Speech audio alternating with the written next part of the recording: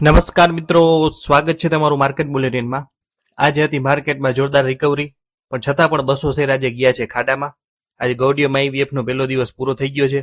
હવે નિફ્ટીમાં સોમવારે શું થશે, આ 3 મુદ્દા ઉપર આપણે સરસ વિગતવાર ચર્ચા કરવી છે, પણ આપણી ગુજરાતી ભાષામાં. તમે ચેનલને સબસ્ક્રાઇબ કરી જ લીધી હશે, પણ જો ના કરી હોય તો હમણાં જ કરી લેજો. આપણો એક જ હેતુ છે કે તમામ મિત્રોને ગુજરાતી ભાષામાં એટલી સરળ શબ્દોમાં માહિતી અને સાચી માહિતી આપવી કે જે તમને અન્ય કોઈ ચેનલ કે અન્ય કોઈ વોટ્સઅપ ગ્રુપ ઉપરથી નહીં મળતી હોય. તો ચાલો વધુ વાત ન કરતા શરૂઆત કરીએ. શેર બજારના આજના ખાસ બુલેટિનમાં તમારું હાર્દિક સ્વાગત છે. આજે 20 ફેબ્રુઆરી 2026 નો દિવસ ભારતીય રોકાણકારો માટે ખૂબ જ મહત્વનો રહ્યો.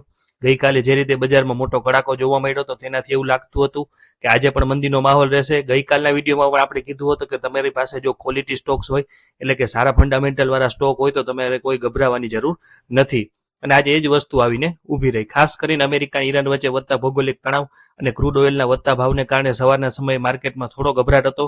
આઈટી સેક્ટરમાં પણ નબળાઈ જોવા મળી, પરંતુ ભારતીય બજારે હિંમત હારી નહીં અને નીચલા સ્તરેથી શાનદાર રિકવરી બતાવી અને 25,550ની મહત્વની સપાટી પાર કરી દીધી છે. આજના કારોબારના અંતે આંકડા ઉપર નજર કરીએ તો બીએસસી સેન્સેક્સ 316 પોઈન્ટ એટલે કે 0.38% વધારા સાથે 82,814 ઉપર બંધ થયો. બીજી બાજુ નિફ્ટી 50 ઇન્ડેક્સમાં પણ 116 પોઈન્ટ એટલે કે 0.46%નો ઉછાળો જોવા મળ્યો અને તે 25,571 ઉપર સ્થિર થઈ. દિવસ દરમિયાન નિફ્ટીએ 25,663ની ઇન્ટ્રાડે હાઈ પણ બનાવી, જે દર્શાવે છે કે બજારમાં અત્યારે તેજીવાળાઓ ફરીથી સક્રિય થયા છે. જોકે છેલ્લા કલાકમાં થયેલી પ્રોફિટ બુકિંગના કારણે ઇન્ડેક્સ થોડો નીચે આવ્યો હતો, પણ ઓવરઓલ આ અઠવાડિયું નિફ્ટી માટે સાધારણ ફાયદાકારક રહ્યું. આજે બજારમાં ચોમેર ખરીદી એટલે કે બ્રોડ બેસ્ડ બાઇંગ જોવા મળી, સિવાય કે આઈટી અને media sector, power metal, capital goods અને પીએસયુ બેંક ઇન્ડેક્સમાં 1 થી 2% ધમાકેદાર તેજી જોવા મળી. હિન્દાલ્કો ઇન્ડસ્ટ્રીઝ 3.32%ના વધારા સાથે નિફ્ટીનો ટોપ ગેનર રહ્યો.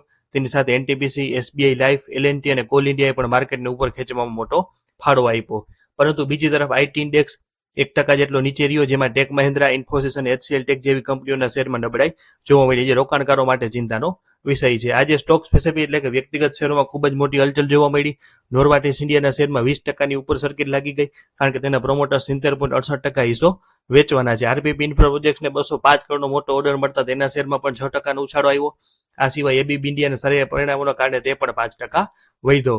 પરંતુ એક ચોંકાવનારી વિગત એ છે કે બજાર વધવા છતાં 200થી વધુ સ્ટોક એવા હતા કે જે પોતાના 52 અઠવાડિયાના સૌથી નીચલા સ્તરે પહોંચી ગયા, જેમાં ઓલા ઇલેક્ટ્રિક, સુઝલોન એનર્જી, વિપ્રો અને બાટા ઇન્ડિયા જેવા દિગ્ગજ નામો સામેલ છે.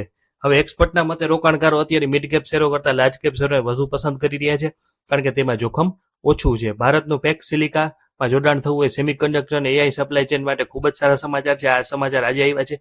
જાપાનના પોઝિટિવ મોંઘવારીના આંકડાઓ પણ વૈશ્વિક બજારને ટેકો આપ્યો છે. જોકે ઇન્ડિયા વિક્સ એટલે કે અસ્થિરતાનો ઇન્ડેક્સ હજી પણ ઉપર છે, જે સૂચવે છે કે માર્કેટમાં હજુ પણ થોડી ધ્રુજારી બાકી છે. રોકાણકારો દરેક ઉછાળે સાવચેત રહેવું જરૂરી છે. હવે વાત કરીએ સોમવારની માટેની વ્યૂહરચનાના આઉટલુકની. તો ગુરુવારના દિવસે ભૌગોલિક તણાવના કારણે બજારમાં જે મોટો કડાકો જોવા મળ્યો હતો, તેનાથી રોકાણકારોમાં ફફડાટ વ્યાપી ગયો હતો. પરંતુ શુક્રવારે એટલે કે આજે નિફ્ટીએ ભારી અસ્થિરતાને વચ્ચે નીચલા સ્તરેથી રિકવરી લાવવાનો પૂરો પ્રયાસ કર્યો છે અને અંતે 116 પોઈન્ટના વધારા સાથે બંધ થઈ છે. જોકે શુક્રવારની શરૂઆત નબળી હતી, પણ ત્યાંથી બાઉન્સ બેક થયા પછી બજાર મધ્ય ભાગમાં 25,650ની સપાટી વટાવી શક્યું નહોતું અને તેના કારણે થોડો દબાવ ફરીથી જોવા મળ્યો હતો. ડેઇલી ચાર્ટ ઉપર નજર કરીએ તો એક રિઝનેબલ પોઝિટિવ કેન્ડલ બની છે, જેની ઉપરની તરફ લાંબો શેડો છે. ટેકનિકલ ભાષામાં અર્થ થાય કે બજાર નીચલા સ્તરેથી ઉછાળો મારવાનો પ્રયત્ન તો કર્યો છે, પણ ઉપરના મથાળે વેચવાલી આવી છે. એક સારી વાત એ છે કે છેલ્લા કેટલાક સમયથી નિફ્ટી 1-2 મોટા ઘટાડા પછી સતત નબળાઈ બતાવવાના બદલે રિકવરી બતાવે છે અને શુક્રવારના ઉછાળો પણ તેવો જ એક સંકેત હોઈ શકે છે. આ જોતા ટૂંકા ગાળામાં બજારમાં હજી થોડો ઉછાળો આવવાની આશા રાખી શકાય છે. વર્તમાન સ્થિતિએ નિફ્ટી માટે 25,400ની સપાટી એક મહત્વનો કી સપોર્ટ લેવલ છે, જે રોલ રિવર્સલના સિદ્ધાંત મુજબ કામ કરી રહ્યો છે. હવે જો માર્કેટ આવનારા દિવસોમાં 25,650થી 25,700ની મજબૂત પ્રતિકારક સપાટીને ટકાઉ રીતે પાર કરવામાં સફળ રહે, તો બજારમાં રીફ્લેરીનું નવું રાઉન્ડ શરૂ થઈ શકે છે. રોકાણકારોએ અત્યારે લેવલ ઉપર ખાસ ધ્યાન રાખવું જોઈએ. હવે વાત કરીએ આજના સૌથી ચર્ચિત આઈપીઓ વિશે, જે Gaudium IVF and woman health લિમિટેડનો આઈપીઓ હતો. આજે 20 ફેબ્રુઆરી આઈપીઓનો પહેલો દિવસ હતો અને સાંજ સુધીમાં રોકાણકારો તરફથી મિશ્ર પ્રતિસાદ જોવા મળ્યો છે. રિટેલ કેટેગરીમાં લોકોએ સારો ઉત્સાહ બતાવ્યો છે અને તે 1.41 ગણો ભરાઈ ગયો છે. જ્યારે એચએનઆઈ કેટેગરીમાં ખાસ કરીને 2 થી 10 લાખના રોકાણકારોમાં 1.65 ગણું સબસ્ક્રિપ્શન જોવા મળ્યું છે. આઈપીઓ પણ નાનો છે. જોકે ક્યુઆઈબી અને મોટા એચએનઆઈ તરફથી હજી સાવચેતી ભર્યો અભિગમ દેખાય છે. કુલ મળીને પહેલા દિવસે આઈપીઓ 0.9 ગણો એટલે કે લગભગ પૂરો ભરાવાની તૈયારીમાં હતો. તો મિત્રો, આ તો માત્ર પહેલા દિવસના આંકડા છે, પણ શું તમારે આઈપીઓમાં પૈસા રોકવા કે ન રોકવા, આ કંપનીનો બિઝનેસ કેવો છે, તેની પોઝિટિવ અને નેગેટિવ બાબતો કઈ છે, આ તમામ સવાલોનો જવાબ સાથેનો એક ફૂલ ડિટેલ વિડીયો આજ રાત સુધી અથવા કાલ વહેલી સવાર સુધીમાં આપણી ચેનલ ઉપર પોસ્ટ થઈ જશે. એ વિડીયોમાં આપણે કંપનીના ફાઇનાન્શિયલથી લઈને A to Z તમામ માહિતી તમારી સાથે શેર કરશું. તો રાતનો એ સ્પેશિયલ વિડીયો જોવાનું ચૂકતા નહીં. વિડીયો પૂરો કરતા પહેલા ખાસ અને મહત્વની વાત મિત્રો, શેર બજારમાં રોકાણ કરવું એ જોખમને આધીન છે. આ વિડીયોમાં અમે જે પણ માહિતી આપી છે તે માત્ર એજ્યુકેશનલ અને ન્યૂઝ હેતુ માટે છે.